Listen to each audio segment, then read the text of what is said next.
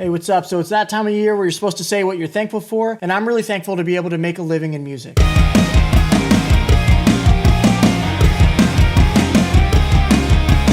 Hey, my name is PETEXZEN. I'm a full-time music producer and mixer, and it took me about 15 years to get here. I feel like I'm finally at the point where I have control of my career and I'm making decent money and I'm happy with the type of work that I'm doing and I'm able to buy all the types of equipment that I always wanted to get. And I'm really not worried if work is gonna slow down or if I'm gonna hit a lull. And really that's not me bragging because it's not like I'm a millionaire. I'm just comfortable and I'm able to say, I make a living as a creative. I make a living as a producer and mixer. So I just wanted to make this video so you don't have to go through what I went through, and hopefully your process is a little bit easier because once you get there, everything feels good and you're not stressed out all the time. So step one is obviously you have to hone in your craft. You have to be undeniably good, at least in your understanding of where you are right now and based on the equipment that you have or the vision that you have. So I'd really suggest that you just hone in your craft, you post your work online, you make yourself known. Nobody is ever gonna hit you up for work if they don't know you exist. I know that it sucks to go out and take a bunch of portraits if you're a photographer and just post them online, or record a million demos and post them online about how you're making them, or even do mix work for free even though you've spent all this money on all this equipment. But the reality is you have to start somewhere and you need to build your credibility. When I first started producing and recording, I recorded my own band stuff. And then when we started to tour and posting our music online, people started asking me, where'd you record this? It sounds great. So that's when I'd tell them, hey, I have a studio, come record for $50 a song. I'm still new and I'm still trying to build my portfolio, but I'd be happy to have you.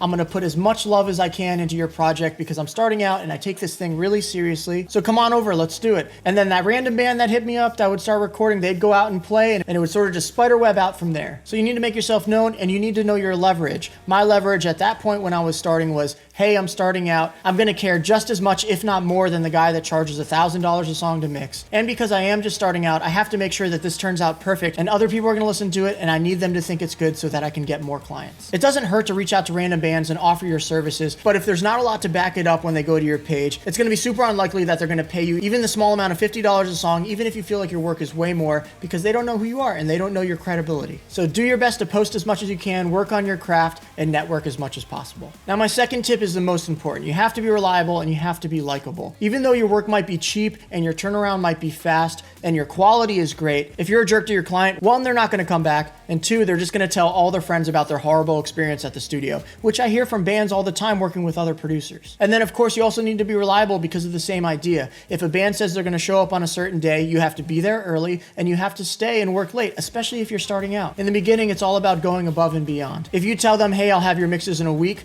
try to get it done as soon as possible and send it over. And then when they send you their mix notes, be positive and accepting of them and understanding that that's their art. And you need to really just be on their side and make sure that their song comes out the perfect way that they had it in their head when they first came in. You don't want to be the guy that takes 6 months to send over releases because they're paying for a product that's taking forever. It doesn't matter if it's cheap and it's quality and the recording experience is great and you guys got along. You got to remember the whole point that they came to you for is to get the recordings that they're really happy with. So if you're actually serious about being a creative, whether you're a videographer or producer or whatever, you need to make sure that you get the songs or videos or whatever over to them as soon as possible. So now that you did the first two tips where your quality is there, you're making yourself known, you're reliable, you're building great relationships with clients, and they're spreading the word about you, that brings us to tip number 3, you need to be in control. When you first start out and you're recording a band for $50 a song and it's cheap, it's fast, it's quality, it's nice, they're gonna tell all their friends and you're gonna have an influx of clients. Now you're gonna get to the point where you get a little bit too busy and it's not really worth it to record bands for $50 a song, especially if mics are breaking, you need to upgrade your equipment, you need to get other plugins, those things are expensive. So once you hit the top of that threshold and you feel confident that you can up your rates, then I suggest you do that, but there will be another low and drop out of finding clients at that point. So that's when you're gonna have to repeat steps 1 and 2 and make yourself known and show all this extra credibility. And maybe some of the bands are cool with it because they love recording with you and they always knew that you were worth more than $50 a song. So you continue that cycle of upping your prices, having a little lull,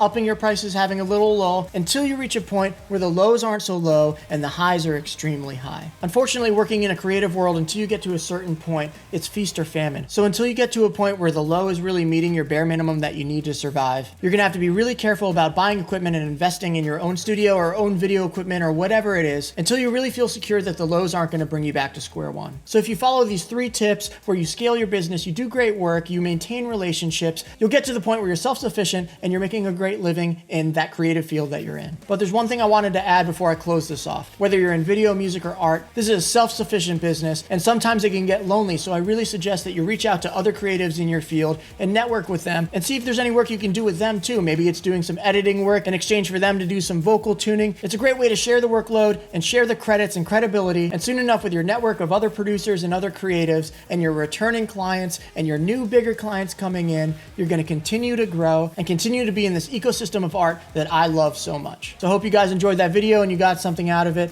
and I hope you have a great Thanksgiving. I'll catch you guys later.